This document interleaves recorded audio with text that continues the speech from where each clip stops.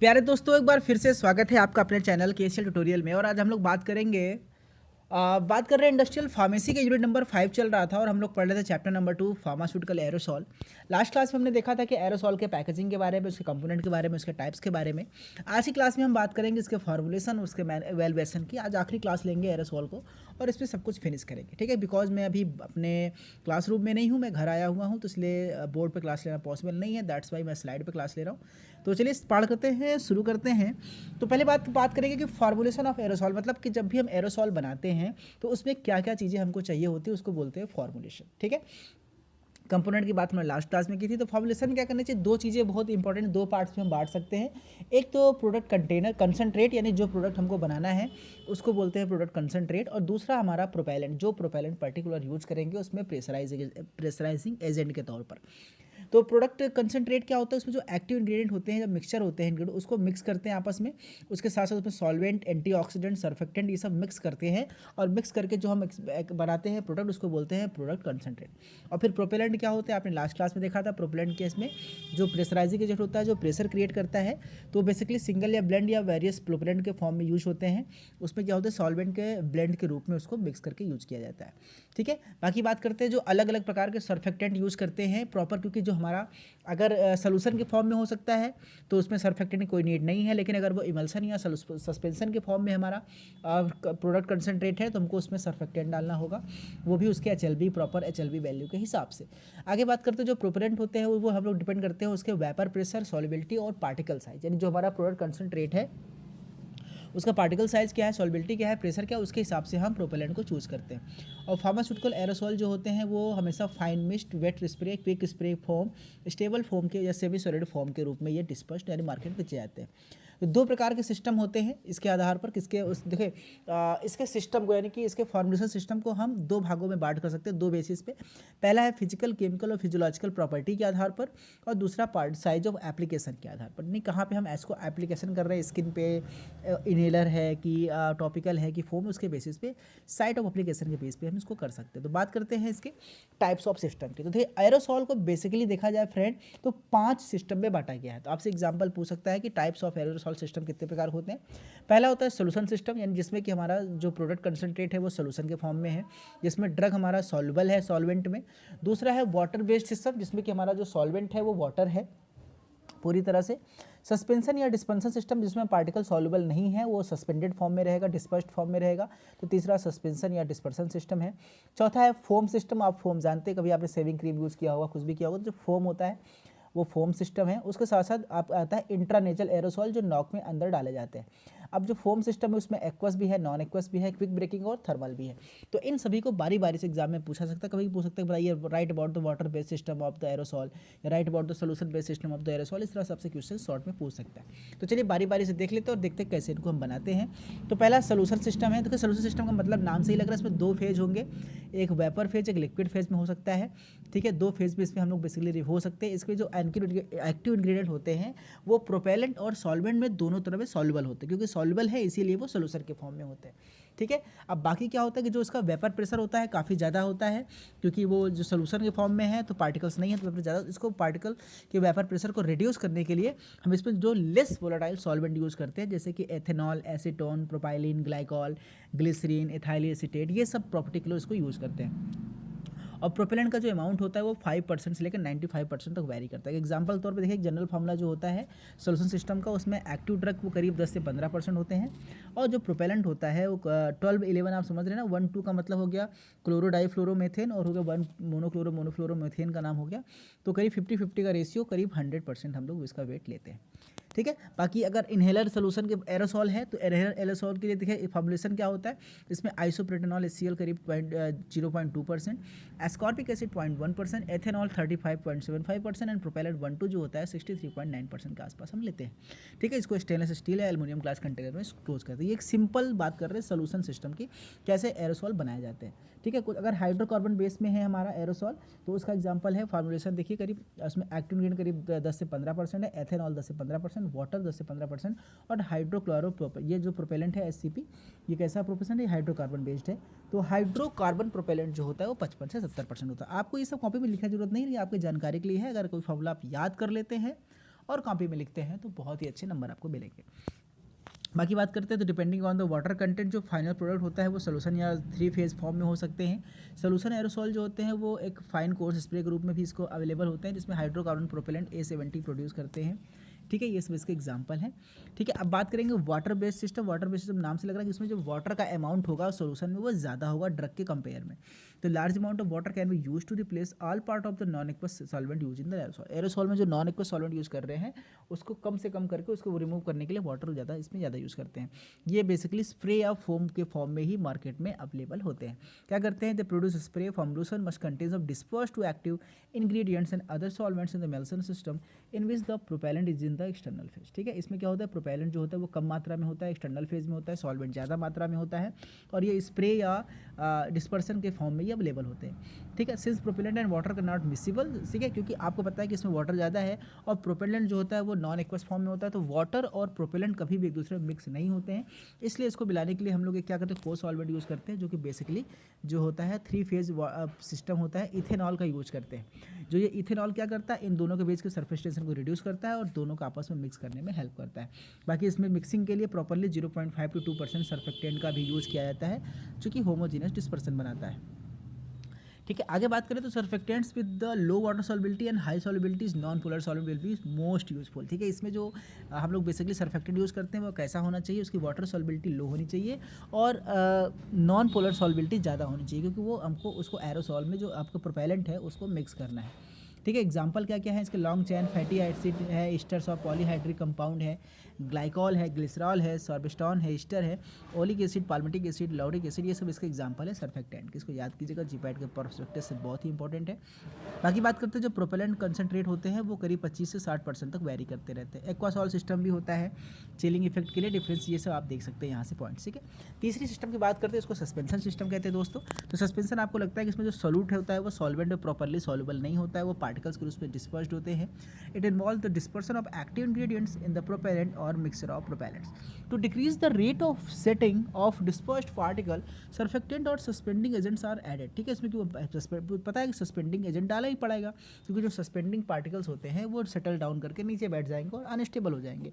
वो properly mixed रहे, वो घूमते टहलते रहे, यानी मूविंग रहे, इसलिए हम लोग डालते हैं सस्पेंडिंग एजेंट। इसका एग्जांपल देख लीजिए क्या फॉर्मुलेशन का है। इसमें से एक ड्रग है एपिनेफ्रिन बाइनाइट्रेट, ये करीब 0.5%। आप जानते हैं एपिनेफ्रिन किस काम में आता है। उसके बाद इसमें सॉर्बिटॉन ट्राइओटलेट है 0.5%, प्रोपेलेंट 114 पड़ता है 49.550 एंड प्रोपेलेंट 12 पड़ता है 49.50। ठीक है, ये इसका रेशियो का फॉर्मूला है। ठीक है, फिजिकल प्रॉपर्टी की बात करें इसको कैसे भाई, क्योंकि आपको पता है सस्पेंशन अनस्टेबल होते हैं। क्यों अनस्टेबल होते हैं, क्योंकि उसमें सस्पेंडिंग पार्टिकल जो होते हैं वो सॉल्युबल नहीं होते, तो वो डिस्पर्स होते हैं और धीरे धीरे नीचे बैठ जाते हैं, और जब वो नीचे बैठ जाएंगे तो अनस्टेबल हो जाते हैं। तो उसको कैसे स्टेबल बनाए, तो आपने ऐसे सस्पेंशन में पढ़ा था, सेम फंडा यूज़ करना है। क्या कर सकते हैं कि हम पार्टिकल साइज़ को रिड्यूस कर देंगे, कम से कम कर देंगे, जिससे क्या होगा, ठीक है, मॉइस्चर कंटेंट को कम से कम रखेंगे, डेंसिटी और प्रोपेलेंट की बढ़ा देंगे ताकि थोड़ा सा गाढ़ा हो जाए, ताकि सर पार्टिकल नीचे ना बैठ पाए, डिस्पेंसिंग एजेंट का यूज़ करेंगे, और इसके साथ साथ एक्टिव इंग्रेडिएंट को हम मिनिमम स्टेबिलिटी प्रोपेलेंट सिस्टम के साथ यूज़ कर सकते हैं। ठीक है, बाकी इसकी फिजिकल स्टेबिलिटी को हम बढ़ाने के लिए क्या कर सकते हैं, एग्लोमेरेशन, यानी आप जानते हैं कि जब आपके सभी जो पार्टिकल्स इकट्ठे होकर लंप बनाते हैं उसको एग्लोमेरेशन या फ्लॉक्स कहते हैं। तो उसको रिमूव करने के लिए, उसको स्टेबिलिटी के लिए क्या करते हैं, हम एग्लोमेरेशन बनाते हैं पार्टिकल्स का। एग्लोमेरेशन तब जितना ज़्यादा बनेगा पार्टिकल उतना ही लॉन्ग टर्म स्टेबल रहेगा। ठीक है, उसको बनाने के लिए बेसिकली टेम्परेचर वगैरह मेंटेन किया जाता है। तो ये सब देख लीजिए। सर्फेक्टेंट यूज़ करते हैं HLB सिस्टम 10 वैल्यू के हिसाब पे। ठीक है, बाकी यहाँ से आप लिख लीजिएगा।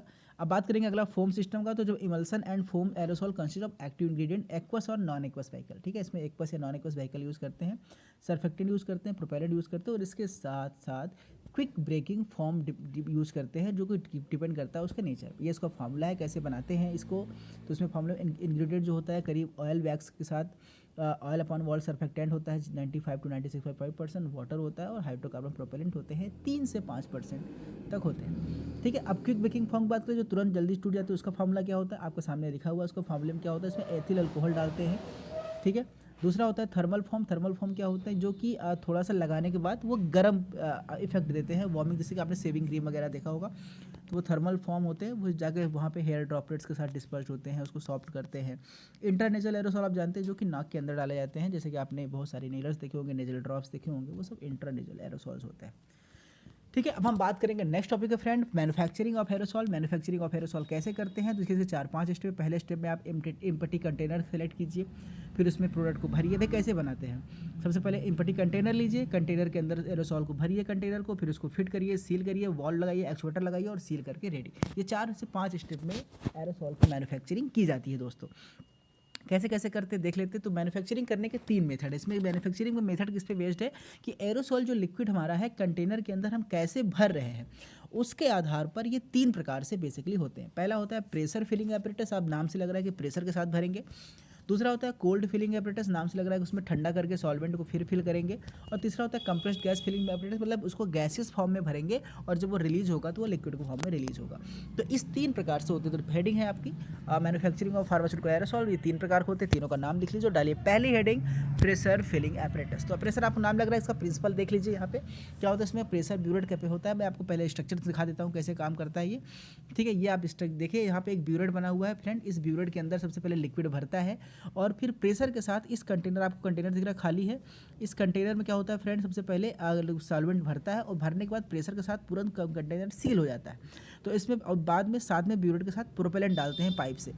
तो इस तरह से पूरा का पूरा मशीन जो होता है वो सील होता है। इसके लिए बोलते हैं प्रेशर फिलिंग इक्विपमेंट। अब इसका पूरा कहानी यहाँ पे लिखा हुआ, इसका प्रिंसिपल क्या है कि इसमें एक प्रेशर ब्यूरेट होता है जो कि मीटरिंग स्मॉल वॉल्यूम के लिए बेसिकली यूज़ किया जाता है लिक्विडफाइड करके।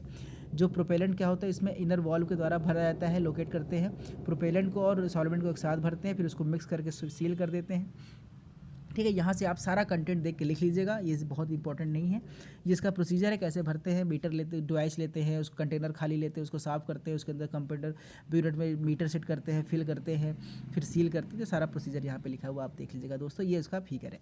अगला है कोल्ड फिलिंग एपरेटस, तो उसको भी देख लीजिए स्ट्रक्चर के बेसिस से। पहले यहाँ पे कैसे करते हैं, यहाँ पे जो सॉल्वेंट भरते हैं पहले वो कंप्रेसर से गुजरता है और ठंडा होता है, ठंडा होने पर उसका प्रेशर कम होता है और फिर वो इसको कंटेनर के अंदर भरा जाता है, फिर वो सील होता है। ठीक, कोल्ड फिलिंग एपरेटस दूसरा मेथड है। तो इसमें क्या होता है, इसमें क्या होता है बेसिकली कि इसमें कंसिस्ट ऑफ इंसुलेटेड बॉक्स होता है जिसमें कॉपर ट्यूबिंग्स लगी होती हैं और the rubbing are coil to increase the surface area. उसमें क्या होता है, क्वाइल्स लगी होती है जिसके आगे जब वाटर घूमेगा तो सरफेस एरिया बढ़ेगा, तो ज़्यादा से ज़्यादा वो हीट को रिलीज़ करके ठंडा हो जाता है। ठीक है, बाकी इंसुलेटेड बॉक्स होता है उसमें फिट करते हैं। यहाँ पे बस आपको पॉइंट वाइज इसको लिख लेना है, बाकी प्रोसीजर आपको ये प्रोसीजर लिख लीजिएगा कि कैसे भरते हैं। बस सबसे सिंपल सा है, सबसे पहले नॉन एक्वस प्रोडक्ट लेंगे जिसको डिस्पर्स को उसको सबसे पहले ठंडा करेंगे, -40 डिग्री फ़ारेनहाइट उसको ठंडा करेंगे। उसके बाद प्रोडक्ट कंसनट्रेट को ठंडा करेंगे -40 डिग्री फ़ारेनहाइट पे। फिर क्या करेंगे कि चिल्ड प्रोपेलेंट लेंगे ठंडा करके उसको 1 या 2 डिग्री सेल्सियस पे उसको उसमें मिक्स कर देंगे, फिर उसको क्या करेंगे फिलिंग करेंगे। ठीक है, बिल्कुल सेम प्रोसीजर वैसा ही है, यहाँ से देख के लिख लीजिएगा। और तीसरा है friend compressed gas filling apparatus, में क्या होता है गैस को कंप्रेस करके हाई प्रेशर के साथ फिल किया जाता है। ठीक है, तो इसको भी देख लेते हैं। तो कंप्रेस्ड गैस में क्या होता है, सबसे पहले क्या होता है कि प्रेशर के साथ हम लिक्विड को पास करते हैं। एपरेटस में क्या होता है डिलीवरी गाज लगे होते हैं तो कि प्रेशर को मेंटेन करते हैं। करीब कंटेनर ऐसा होना चाहिए जो 150 PSGI के प्रेशर को पास कर मतलब कि रोक सके, कंट्रोल कर सके। प्रोसीजर वही है, द प्रोडक्ट कंसनट्रेट को फिल करते हैं कंटेनर में, फिर वॉल को प्लेस्ट करते हैं कंटेनर के ऊपर, फिर द वैक्यूम पंप से प्रेशर रिवर्ट करते हैं कंटेनर के अंदर, फिलिंग वेट डालते हैं, वॉल्व करते हैं, सील करते हैं। बस यही सब इसका प्रोसीजर देख लीजिएगा। अगली हेडिंग है friend quality control test of the aerosol. करें एरोसॉल की क्वालिटी कंट्रोल टेस्ट हम लोग कैसे कर सकते हैं, क्या होता है इसका क्वालिटी कंट्रोल टेस्ट, यानी कि कैसे हम चेक करेंगे, इसका इवैल्यूएशन क्या है। तो इसमें पहला है प्रोपेलेंट का चेक करना, दूसरा वॉल्व एक्चुएटर और डिप ट्यूब को चेक करना कि प्रॉपरली सील है कि नहीं, लीक तो नहीं है, तीसरा कंटेनर को चेक करना, चौथा वेट चेक करना कि सारे कंटेनर के वेट सेम है, फिलिंग के बाद वेट वेरिएशन तो नहीं है, लीक टेस्ट करना और स्प्रे टेस्टिंग करना, स्प्रे कैसा निकल रहा है, एक बार में सेम स्प्रे निकल रहा है, कभी ज़्यादा कभी कम तो नहीं निकल रहा है। इस सारे टेस्टिंग को ही हम लोग क्वालिटी कंट्रोल टेस्ट करेंगे। तो पहला प्रोपेलेंट टेस्ट के लिए क्या होता है, आइडेंटिफिकेशन टेस्ट करना। अगर प्रोपेलेंट का तो हम लोग क्या करते हैं गैस क्रोमेटोग्राफी या IR स्पेक्ट्रोस्कोपी का यूज़ करते हैं। अगर उसकी प्योरिटी एक्सेबिलिटी भी चेक करना है तो moisture, halogen, non volatile residue determination करते हैं। ठीक है, valve actuator and dip tube को अगर टेस्टिंग करनी होती है तो फ्रेंड क्या करते हैं उसके सैम्पलिंग के लिए एक मिल एस्टेड I10 105D इसका स्टैंडर्ड होता है, उसके हिसाब से उसको हम वॉल्व देखते हैं। अलग अलग कंपनी जो होती है वो वॉल्व्स कौन कौन सी बनाती है आपके सामने लिखा हुआ है। कंटेनर के लिए क्या करते हैं हम लोग, डिफेक्ट उसमें नहीं है, उसमें कंट्रोल कितना है, वो कितना प्रेशर को वॉल्व झेल सकता है, ग्लास का कंटेनर है। यहाँ से देख लीजिए वेट, आप जानते हैं वेट वेरिएशन जैसे हमने टैबलेट का देखा था उसी तरह से अलग अलग कंटेनर का सैंपल लेंगे, रैंडम उसका वेट चेक करेंगे। लीक टेस्ट आपको बताया था पहले ही, उसको वॉल्व के अंदर रखते हैं मतलब एक डाई सोल्यूशन के अंदर और चेक करते हैं कि उस सोल्यूशन के अंदर लीकेज तो नहीं है, फीलिंग तो नहीं हो रही है। और स्प्रे टेस्टिंग में देखते हैं कि 100% एरोसॉल जो स्प्रे हो रहा है कि नहीं हो रहा है। ठीक है, बस बहुत सिंपल है, बस आप एज इट इज़ इसको लिख लीजिएगा, कुछ भी इसमें नहीं है। ठीक है, बाकी यही इवेलुएशन टेस्ट है क्वालिटी कंट्रोल की तरह। फॉर्मुलेशन फ्लेयरेबिलिटी टेस्ट या फिजिकल प्रॉपर्टी टेस्ट कैसा है, जो सोल्यूशन आपने बनाया है उसके वेपर प्रेशर क्या है, डेंसिटी क्या है, मॉइस्चर क्या है, प्रोपेलेंट क्या है, ये सब भी इसका फिजिकोकेमिकल टेस्ट के अंतर्गत आता है। परफॉर्मेंस टेस्ट कैसे करेंगे, यहाँ से आप देख लीजिए। बायोलॉजिकल टेस्ट कैसे करेंगे, यहाँ से देख लीजिए। तो ये सब लिखने की कोई ज़रूरत नहीं है, क्वालिटी कंट्रोल इवेलुएशन ही काफ़ी है। तो दोस्तों ये था फार्मा